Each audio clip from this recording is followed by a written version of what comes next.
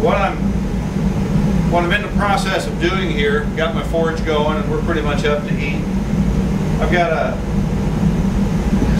I'm doing a new process. A new process for me, it's an ancient process called sanmai, which is a 3-part sandwich with a tool steel center core with pieces of stainless steel on the outside, and there's some of those on my website. And I've got a piece. What I'm getting hot right now is what's going to be the tool steel center core. I have to reduce its dimension from this heavier piece of bar stock. I got to reduce it both in width and in thickness, and we'll do that pretty quick. And it's also helping. It is January here in Illinois, and it's not all that warm. But while I do this, it's going to help. It's going to help my equipment warm up because the shop's cold, and it's going to warm up the hydraulics and the press, and get the power hammer motor warmed up. And then when I get that done, when I get this piece of core material drawn down, I've got a piece of damascus that I have made. And the damascus is made out of 2 distinctly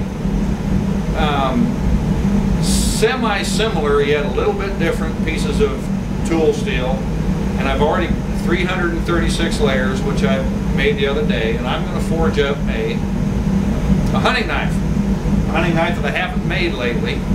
I've been making bigger stuff, and I'm going to make one that's a little bit smaller. And to give you an idea, with Mike doing some close-ups on my press and my power hammer, we're going to show how I forge a knife at Andersen Forge. And it's not how everybody else forges a knife.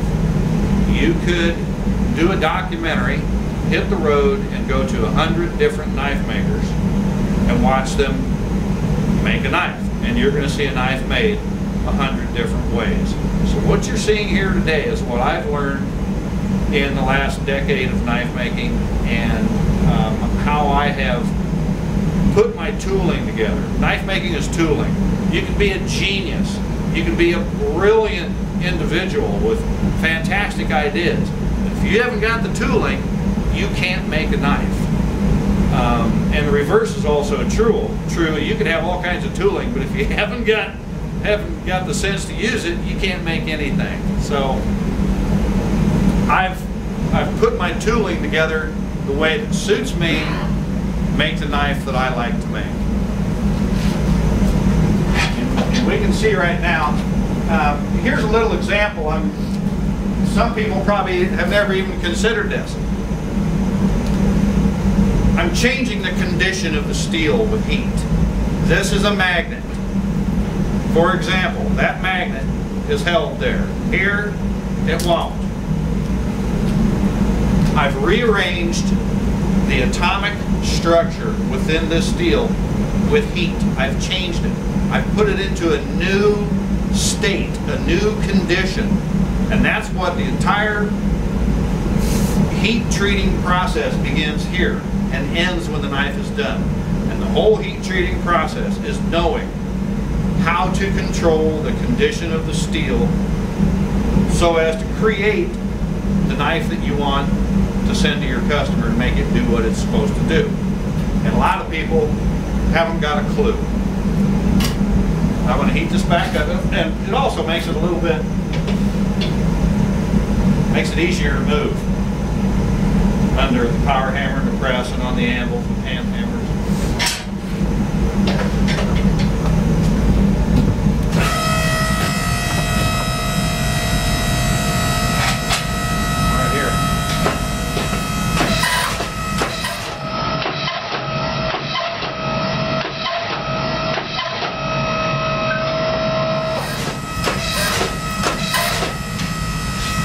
See what I've just done by squeezing this down. I'm after an inch. I want 1.5 inches width. Now we're going to reduce its thickness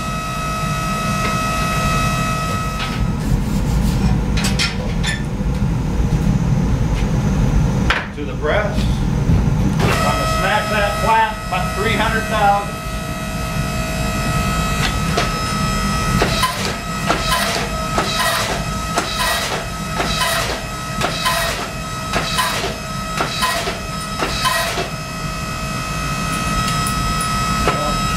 Put on that. Okay. To the press.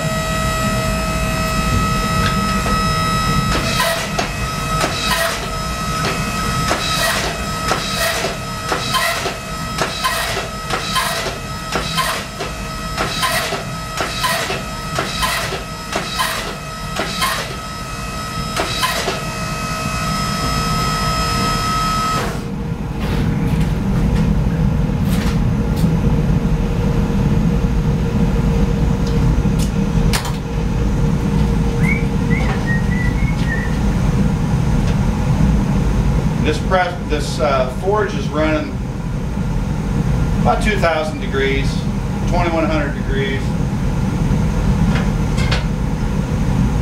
which is severely and extremely disturbing the matrix of the way the steel is made. And later on, we have to correct that.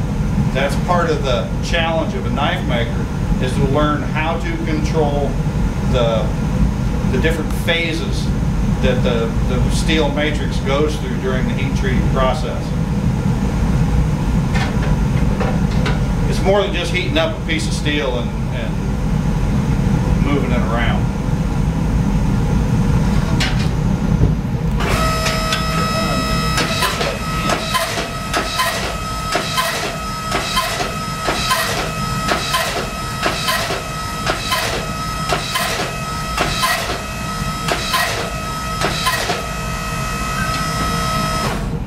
To have it nice and flat and straight.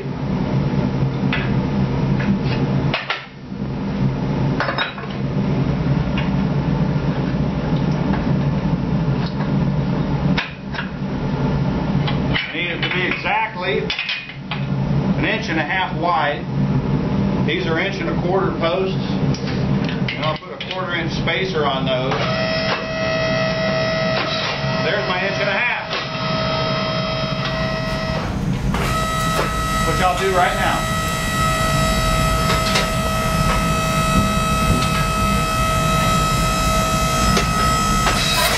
There. That's now 1.5 inches wide. Now I'm going to remove these posts.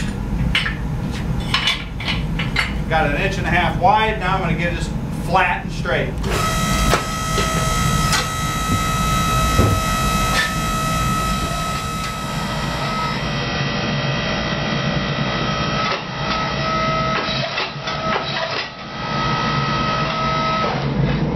So now I have my center core, my 300,000 thick, 1.5 inches wide for my next billet of Damascus. I'm sorry, San Mai. I go ahead. Yeah. Show some of the other steels I work with are like W2, 5160, and this is the big difference between what I'm doing today and what I started doing with stock removal stainless. When I first started, they say that stock removal is taking a bar of steel and grinding away everything that doesn't look like a knife. This is taking a larger piece of steel and with forging, putting it into whatever shape, dimension, tapers I want, and which I do a lot with just handheld hammers, the press, the power hammer, and a lot of freedom, and it's just a heck of a lot of fun. This is the knife, remember, that we're after. And what I'll do, I've got my bar of steel getting hot, my bar of Damascus in the forge, and I'm going to forge this knife. And here's some outside calipers. So I'm going to get a little measurement here on how wide I want my bar of steel to be to forge my blade. And this is what I'll use as my gauge to get my bar of steel in the ballpark of where I want to be. On length, I've got my 2 anvils here. Can you see these? Okay. I use all kinds of things around the shop to help me with this because I need a lot of help. As I'm forging that piece of steel, I can go to my anvil here and I see that this knife is a little bit wider than this anvil top, which is 4 inches. I can come over here to this anvil and lay it here, and it's about a 1/2 inch short. This anvil's 5 inches. From this corner to this corner right here, I know that my length is 10 inches. So I use all kinds of references and thicknesses. We'll see these. You might have to come in on these at some point, which would be a really good idea. People get an idea of what's going on with the hammer. Is I've got spacers on my power hammer that give me a predetermined thickness on the stroke of my ram. So I can draw a piece of steel through there and go. I've got a whole series of spacers that stop at 300 thousandths, 320 thousandths, 200 thousandths, whatever it might happen to be. So I use all kinds of stuff.